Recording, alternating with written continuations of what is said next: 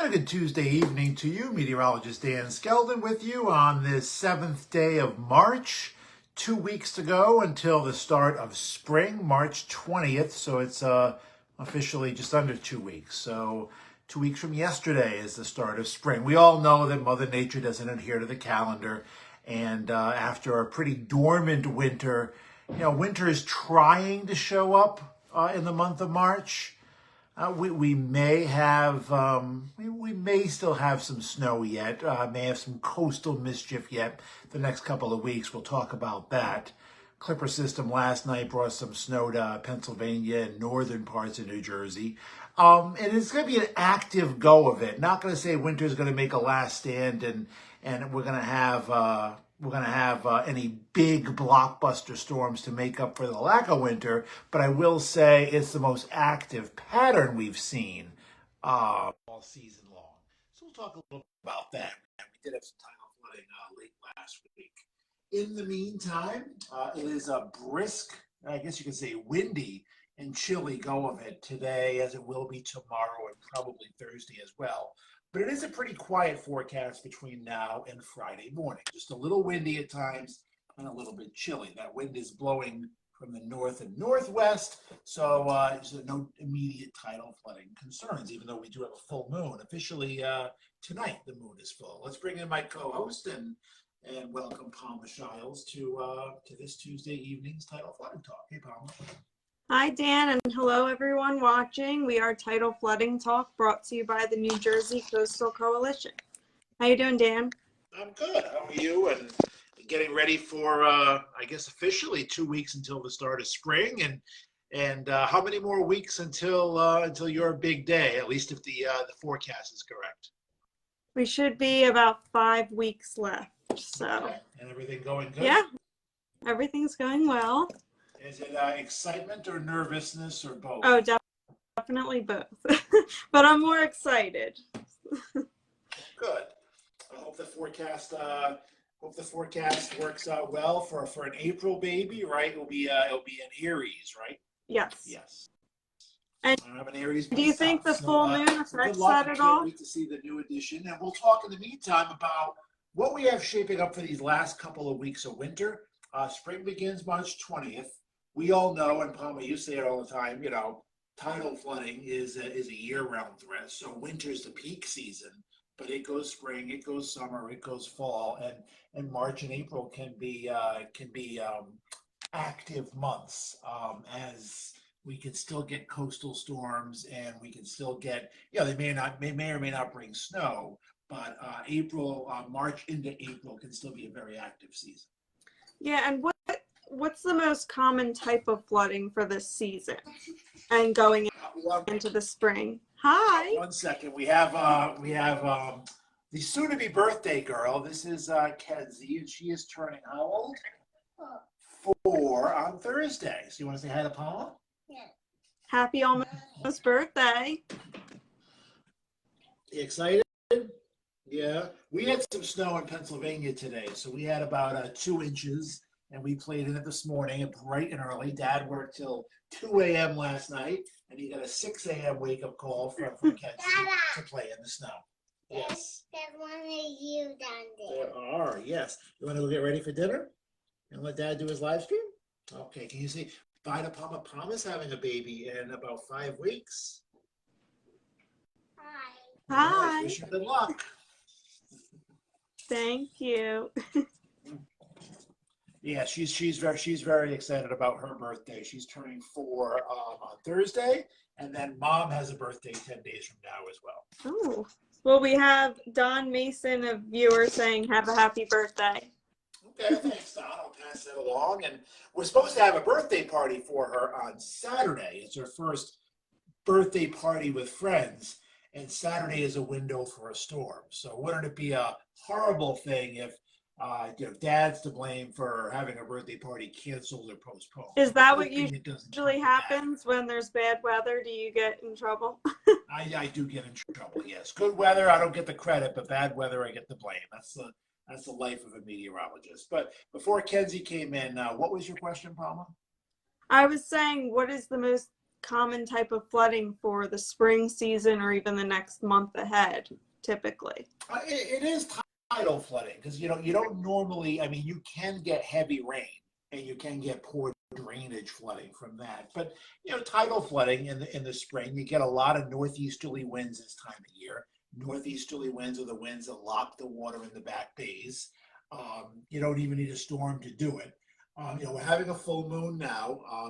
Thankfully, it's more of a north and northwesterly wind. That's more of an offshore wind, so not expecting any major concerns. But we did have a little coastal low last Friday, and there was some minor, and up the Jersey Shore through Ocean and Monmouth County, some moderate tidal flooding last Friday. And we're in a pattern now where, like, every 3 or 4 days, there's going to be a storm. It's going to hit the coast. It's going to develop, and then it's going to continue on. The problem is if one of those storms develops, becomes really strong, and gets stuck or slows down. I don't see it happening right now, but if that happens, that can be problematic. That's where you get, some more significant tidal flooding. Again, not in the forecast, but it's just a possibility. Now, we always try to educate people on what they can do to prepare in advance before the flood. What do you think, if any, for potential this weekend people should be preparing? Yeah, this weekend, we're passing the full moon, and this weekend, I think the Friday night and Saturday storm looks to keep moving. So, I don't think it has the potential to be anything significant.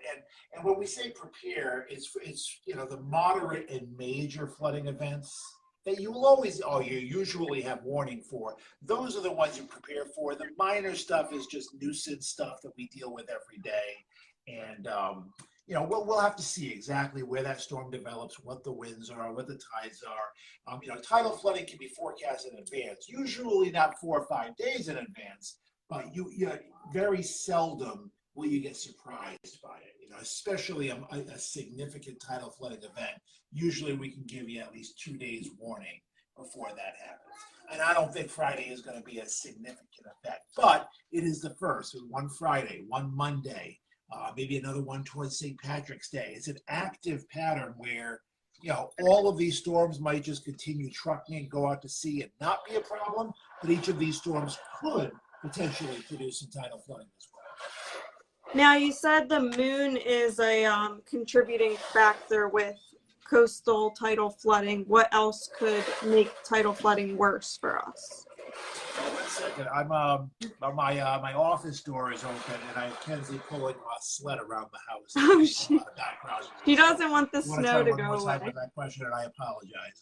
The sled was used this morning in the snow that is now melted, so that's why the sled's inside. Right. Well, I was saying you were telling us that the moon is a contributing factor with tidal flooding. What else can make flooding worse for us? What else can make flooding worse? Just like the full moon can have an effect. I'm sorry? Just like the full moon having an effect on it. Yeah. The main variables that go into tidal flooding. So we look at the tides, and they're driven by the moon. So full moon, new moon, you have higher astronomical tides. So that's twice a month. And then during the waning and waxing, the half moons and quarter moons, you have lower tides. It doesn't mean that it always has to flood during a new and full moon. It just means the tides are higher, so the chances are higher for flooding. The other things we look for, though, are what the wind is doing, how strong it is, and what direction it's from. So for the Jersey Shore, it's easterly winds, it's northeasterly winds, and maybe slightly north as well. So it's that quadrant of the circle. Easterly and northerly winds are the worst. If you go to Delaware Bay, sometimes it's southeasterly winds. It always depends, what direction your shoreline faces. And, in New England, it's southerly winds. If you go into Rhode Island, southerly winds causes. So wind direction and speed, how strong the wind is and what direction it's coming from. And then something else, too, is just snow, ice, and rain. If you have a lot of snow and it's clogging up the storm drains, that can attribute to worse tidal flooding. Or you have a lot of rain and it's just flooding the storm drains while the seawater comes up and it has nowhere else to go. So it's the moon phase, the wind direction and speed, and then additional rain, snow, and ice.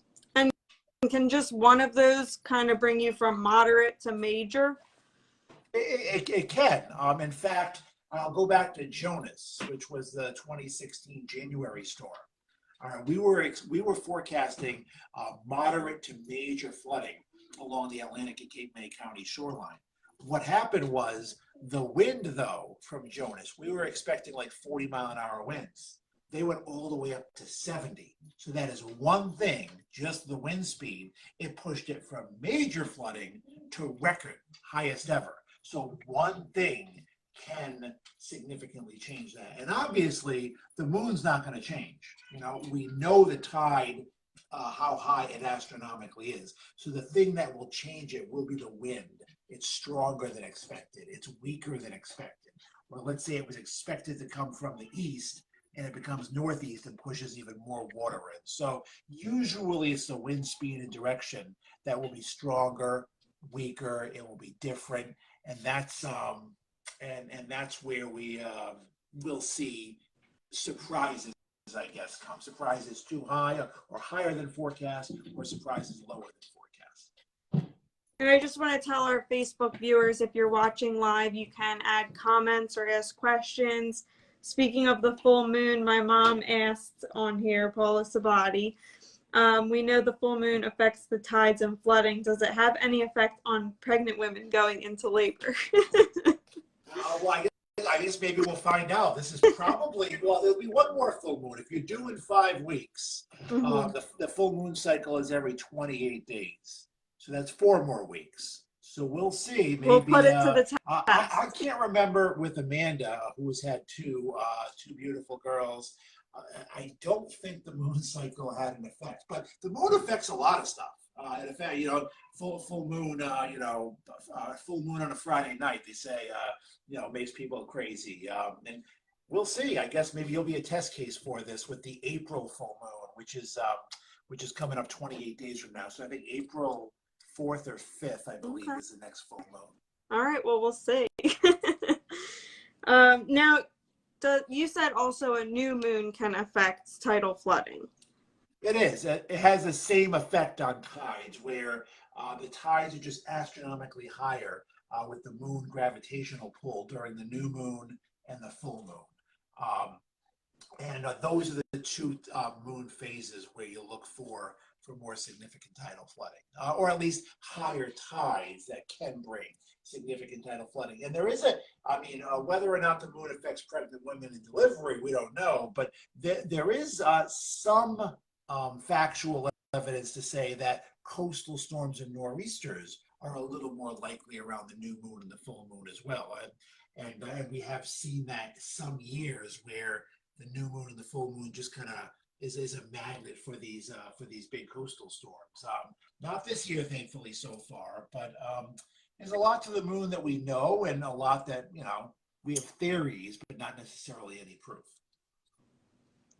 Okay, well, before we end tonight, can you go over the pattern you were talking about and potential flooding for the future? Yeah, it's an active pattern. When a meteorologist says that, there's a lot of pieces. It's like there's a meme on social media, all right, where they have a fully assembled taco, right, with the shell and the cheese and the meat and the lettuce and all that. And then they have a separate picture of all the ingredients, all individually. The taco is not assembled yet. This is a pattern where we have all those pieces for a bigger storm. We had this same type of pattern in December. The pieces never came together. The taco just stayed completely unassembled. And we were just always missing 1 or 2 ingredients, like to get it together perfectly. So we have a lot of those ingredients for an active pattern, for a storm to come along every 3 or 4 days. Now, in the best case scenario, if you're hoping for an early spring or not hoping for any snow or rain or nor'easters, you want these storms to just come in, give us a little bit of light rain, or worst case scenario, light snow, and keep on trucking. And if they do blow up over the ocean, they do it way out over the ocean and they move away. If at any point do any of these storms blow up close to the Jersey or Delaware shore, slow down and just cause trouble and become very strong and move slowly, that's when we have problems. We may see 0 storms do that. All it takes is one to have a memorable nor'easter. Again, I don't see any right now, but there's a window this Friday, Saturday. There's a window Monday. So that's next Monday, which will be March 13th. There's a window around St. Patrick's Day. There's another window around the 20th, 21st, the first day of spring. So a lot of these windows, we'll see if any of them open up for trouble or they all stay shut and the pieces never come together. Now, how far in advance will we know if all the ingredients are there? Usually a couple of days. You know, it is a tricky pattern. It's a fast moving pattern. You know, like for instance, for Kenzie's birthday party Saturday, you know, it could be dry. We could have 5 inches of snow on the ground. We don't know. It's only Tuesday. But by Thursday, you know, we can kind of tell 2 days in advance, all right, this is going to be a major problem or this is going to be a nuisance and nothing to write home about. And again, right now, I don't see any major problems. All I see is about every 3 days, there is a window for something to brew. And knowing the pattern this winter, you kind of bet against it, right? Because whenever we've had potential, it doesn't happen this winter. But all it takes is one. All it takes is one storm to bust through that negativity, that pattern this winter and develop into something. I don't see it happening right now, but we will take each storm in turn and watch them as they come. Okay. Well, thank you, Dan, and thank you, everyone watching. Again, we're Tidal Flooding Talk, and we're here every Tuesday night around 7:30, and we're live on Facebook. Brought to you by the New Jersey Coastal Coalition. We'll see where we are next Tuesday. I guess that will be our last Tidal Flooding Talk of winter because spring begins the following Monday. And I'm predicting you'll have a little bit of time off sometime, I would imagine, in April. So we're going to keep you working hard until maybe the next full moon induces something. But yeah, you'll have some, not time off. I mean, you're going to be very, very busy in April, but some time away from Tidal Flooding Talk. Right. All right. We'll see you next Tuesday night. In the meantime, have a great week. Good night.